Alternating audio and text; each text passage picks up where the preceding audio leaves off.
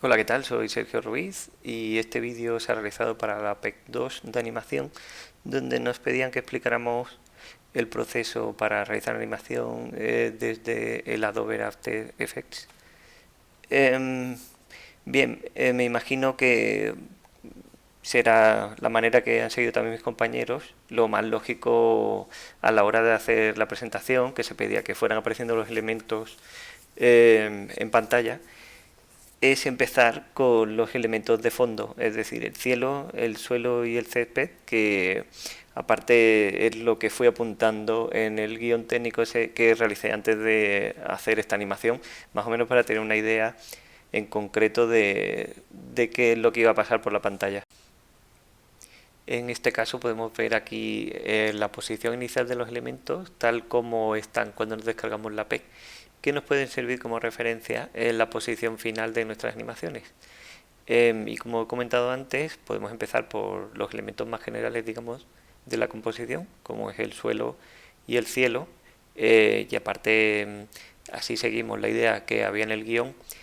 Y por ejemplo, podemos, para que vayan apareciendo los elementos paulatinamente, ir moviéndolos en la línea de tiempo y luego ir dando, digamos, unos toques más detallados. Por ejemplo, podemos seleccionar todas las capas y deseleccionamos el suelo y, por ejemplo, movemos el resto. Vemos que solo aparece la capa del suelo y el resto en la línea de tiempo cuando se inicie su barra. La idea sería ahora ir ajustando el tiempo de cada elemento y aplicarle la animación al suelo. Por ejemplo, ahora veremos cómo estaría hecho el movimiento del suelo en la composición final. Ya tenemos abierta nuestra composición final y vamos a ir viendo más o menos cómo se han configurado todos los elementos. Como podéis ver, eh, opté por cambiar el color a las etiquetas para ordenar un poco la composición y así más o menos saber de qué se trataba cada cosa. Como podéis ver, por ejemplo, los árboles son verdes, el asiento y la papelera, que son tres elementos que usamos al final, pues lo he puesto marrones, las luces de la farola pues amarillo. En general, si veis, aquí ya hemos desplazado todos los elementos en la línea de tiempo. Esto ya ha sido ajustado porque es ya el diseño final para ir quitando momentos de tiempos muertos. Pero básicamente y en general a todos los elementos más o menos se ha usado la misma forma de animación, excepto la farola. Si por ejemplo veis el movimiento del suelo, lo que hemos hecho es cambiarle el punto de anclaje que estaba puesto en el medio para que pueda entrar desde el lateral cayendo. Si veis la animación, aquí lo vemos, va cayendo y luego a la vez entra el cielo, ¿vale? En general, para todos los elementos, en los frames de posición se le ha aplicado entradas y salidas lentas, excepto a la papelera y a la farola, cuando hacen la parábola, porque quedaba extraño cuando paraba.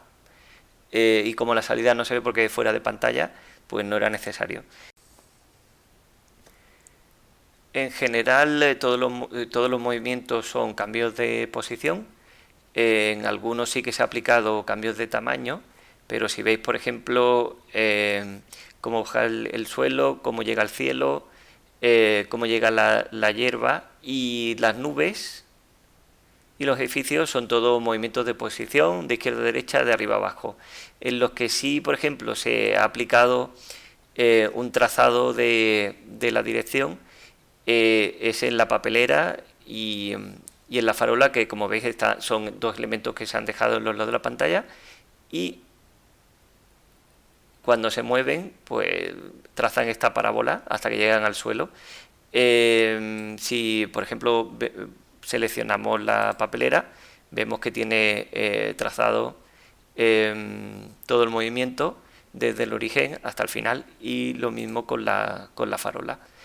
Donde sí se ha aplicado un elemento especial de animación es en la misma farola, porque al final ocurre que es golpeada por el banco cuando llega y la golpea, ¿vale? En este caso, Adobe After Effects trae una herramienta que son los pines de marioneta. Tú puedes ponerle los pines en el sitio deseado al elemento y luego esos pines pueden moverse. Básicamente lo que hace, como se trata de una imagen plana, es digamos distorsionar un poco la imagen, ¿vale? Pero consigue un efecto muy curioso y digamos que queda el pego.